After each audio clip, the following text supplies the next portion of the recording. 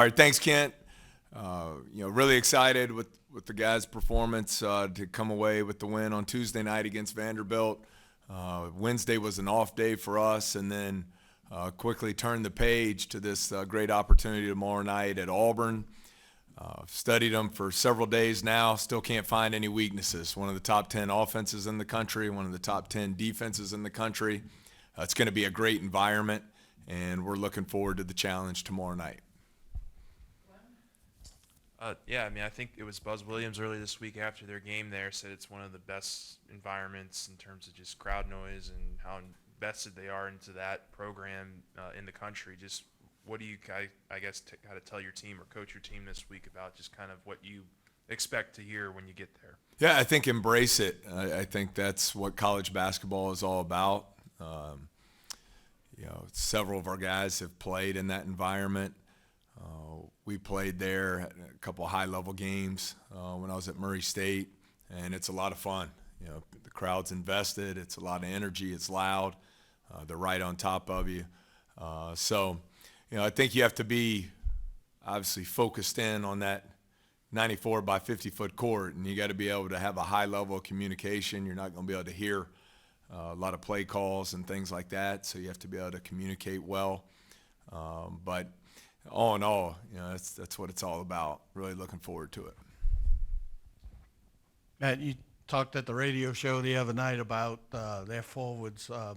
You've been going against guard-oriented teams the last couple of games. You have to switch gears now. Do you feel like you have enough depth and height and physicality to go against Broome and maybe better than you were a year ago? Well, I don't ever look back at previous years or what have you there, but I think they have great balance, first off, front court and their back court, where they're a little different. Recent teams we've played, their leading scorers have come from the back court. You look at Auburn's leading scorers, as you mentioned, Sheldon, Broome, and Williams, both terrific in the front court. They have depth there too. I think Broome leads them in minutes played at 23 minutes a game. So they come at you in waves. Cardwell gives them physicality and elite rebounding off the bench at the 5. Williams was terrific against A&M. He can stretch the floor with his ability to shoot it. Broome so effective down around the basket, and much like A&M, an elite rebounding team. So physicality, toughness, all those things will be needed for us to have an opportunity to win tomorrow. Yeah, Coach. For Imwani and Damian Collins, is there an update on their just health status?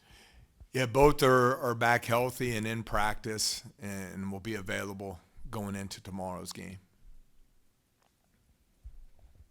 You mentioned your guys were tired on 2 days rest on Tuesday night, or gave it their all on Saturday. And how's that 3-day rest that you guys have going into this game?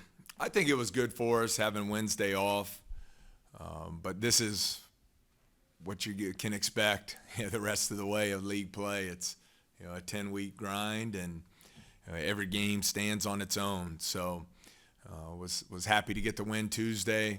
Guys needed the day off Wednesday.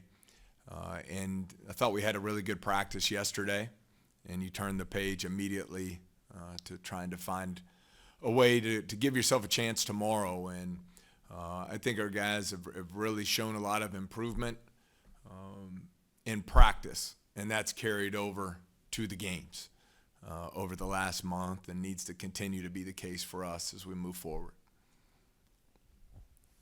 Coach, it seems like the team has just been really rejuvenated since Jalen got his waiver approved. Can you run us through the process of how you shared that information with the team, and then if you've noticed that kind of new life since he's joined the fold? Well, it was really a chaotic deal.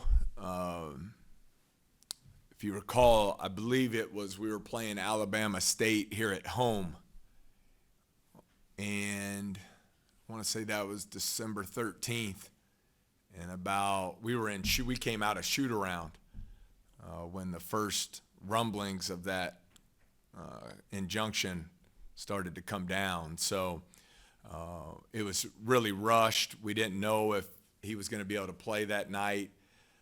I don't think he was prepared to play that night, with the suddenness of the news. So we just held off and started preparing with him to get ready to put him in the lineup against Texas. I think you've seen his conditioning improving as he's gotten back to game action. But all the players deserve credit for the improvements we've made over the last month. We've made a lot of growth. Defensive rebounding, defending the three-point shot, taking care of the basketball. And all three of those are areas that Auburn puts a lot of pressure on you. And so we'll have to be really good there going to Auburn tomorrow night. Just kind of thinking about the defensive rebounding and a good night on the boards for Mike Williams. How have you kind of seen his role change and him accept that with the return of Jalen? Well, my favorite thing about Mike is he's very coachable. He's a winner. Just wants to do whatever he can do to help his team. And because he has that foundation in place, it allows him to keep improving and getting better every day. He's just a basketball player. So, that was a big game for him from the standpoint of he's put up some numbers, but that was the first time in SEC play. 10 points, 8 rebounds, 2 steals, 0 turnovers. I just think he keeps getting better every day, and that's credit to him for how he works and how he listens. And he wants to be coached, which is a great trait to have as a player. The other night, Jordan said y'all were playing soft defensively in early in the year. The last 2 games you played with a lot more physicality. Where did that change happen, and was there like during the Christmas break, and what kind of led to it?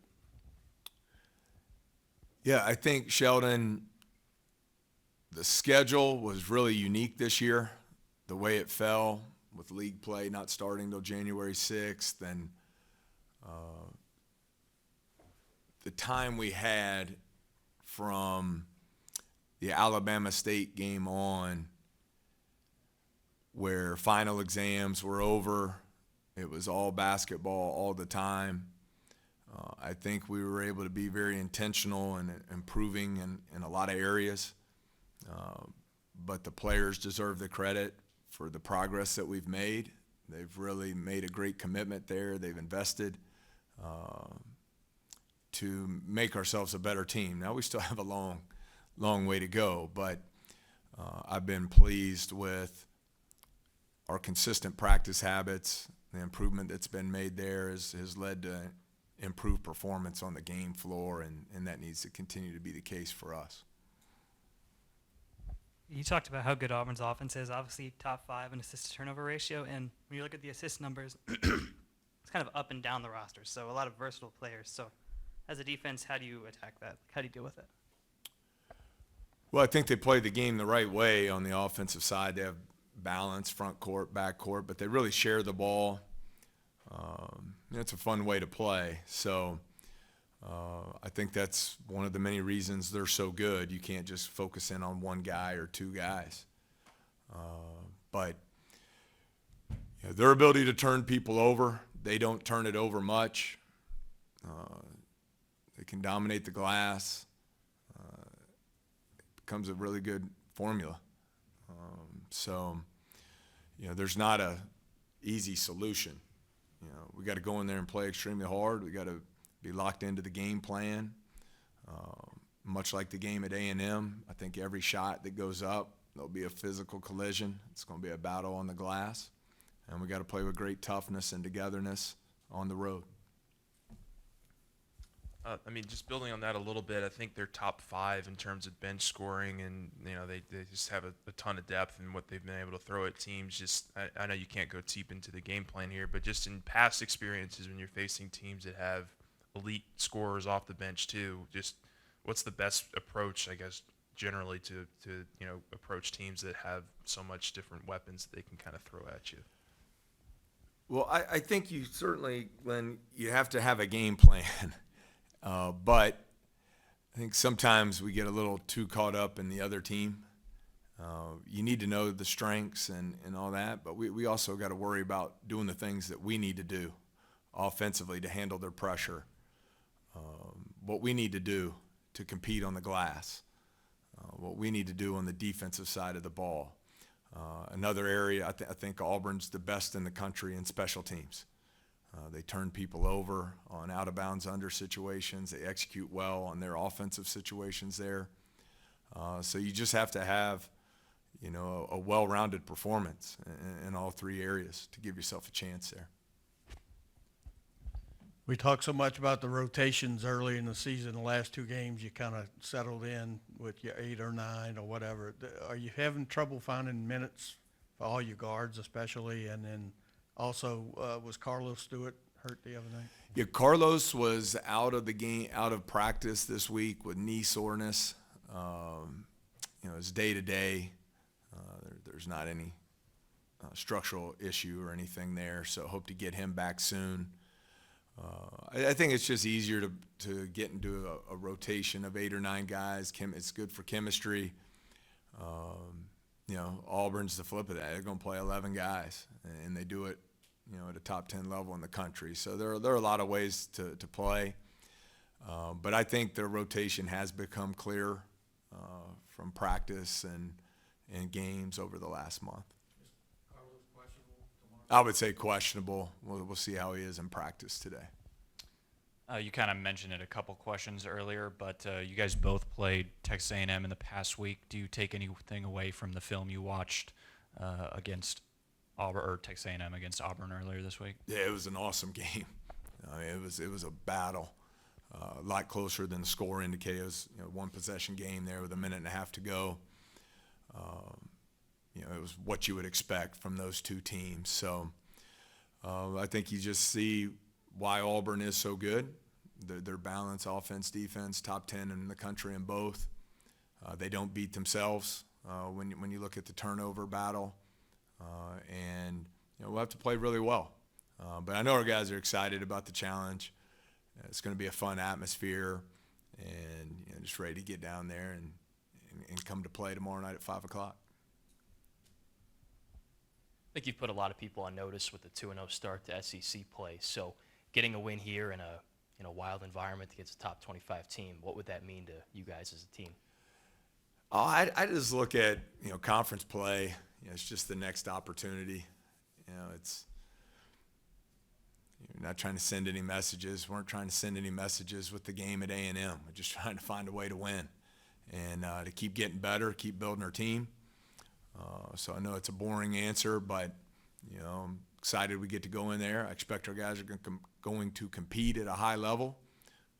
We'll have to be really locked in and together and do the things that we need to do to give ourselves the opportunity tomorrow. Kind of in that same vein, just different dynamic here, being 2-0 in SEC play. Is there kind of a battle against being complacent with the team? No, I don't think so. No, I mean, I went through the schedule last night. There's not an easy game on there, so we just need to focus on, doing the things that we can do to keep getting better every day, stack days in practice and film study and player development in the weight room and nutrition and rest and recovery and all those things that we can control. That's where our focus needs to be, and that's where we'll continue to emphasize every day.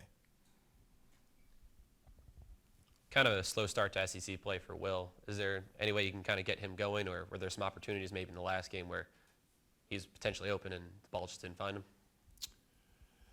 No, we had a good film session this morning. I think he's been terrific, setting some great screens, freeing his teammates up, left some points on the board that I think he'll finish plays as we move forward.